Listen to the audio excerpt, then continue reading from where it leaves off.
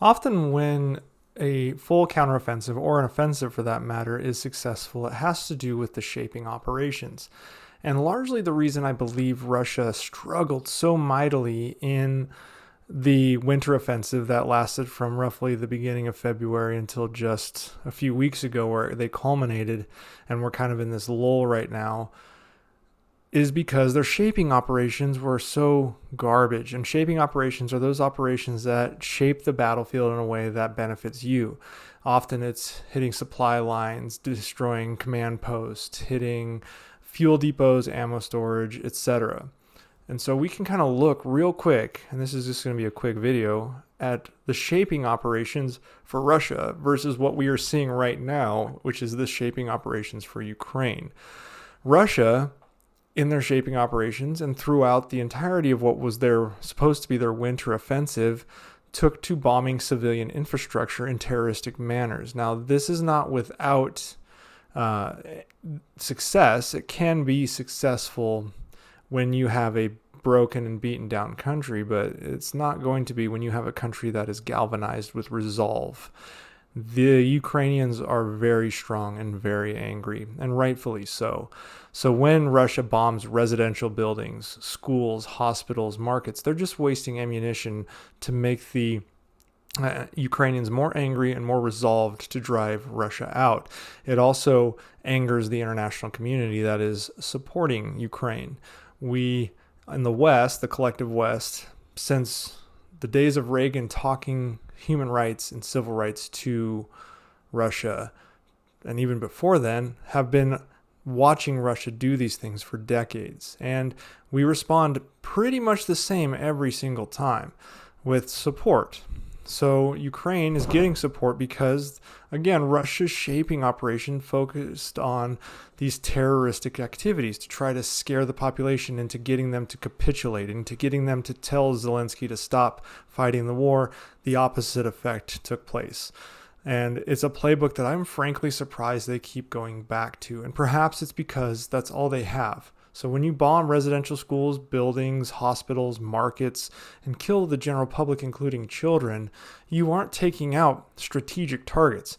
Meanwhile, let's look at what's going on with the Ukrainian shaping operations for potentially a counteroffensive that is anticipated to start in the next few weeks to months. Not months, but few weeks to a month or so. The Ukrainians have been bombing fuel depots, ammo storage, airfields. They've been destroying the logistics lines for Russia. We've seen those 2 train derailments because of explosives placed on the rail. They've targeted bridges. These are all things that Russia needs to be successful in their on the battlefield operations.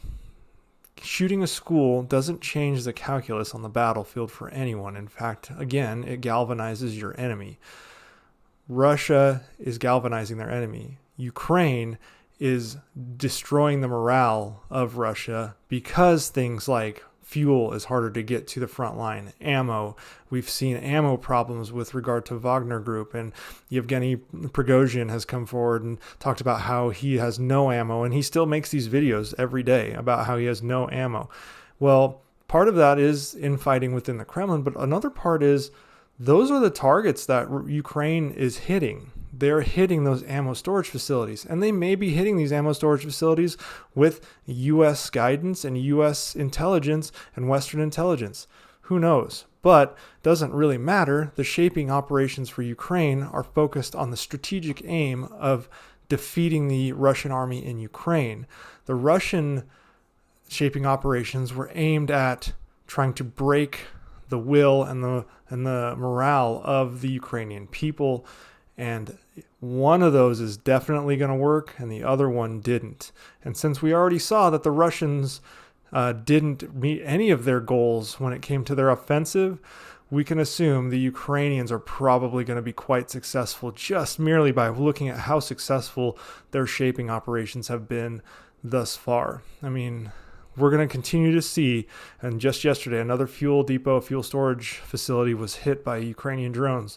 The strategic precision of what they know they need to strike to make the Russian army weaker and weaker and weaker in the face of what is potentially a very large counteroffensive to drive a wedge between Crimea and Russia that is going to come in the next few weeks to months, we'll see the difference in tactics and how successful the Western thoughts on conducting warfare counter those in the what we would say the Russian, potentially Chinese space. So we'll see. But from what I've seen, Russia is a complete failure because they want to destroy meaningless, not necessarily meaningless, but strategically insignificant infrastructure while killing innocent people, whereas the Ukrainians are hitting very tactically and strategically sound targets that hurt Russia across the whole front line.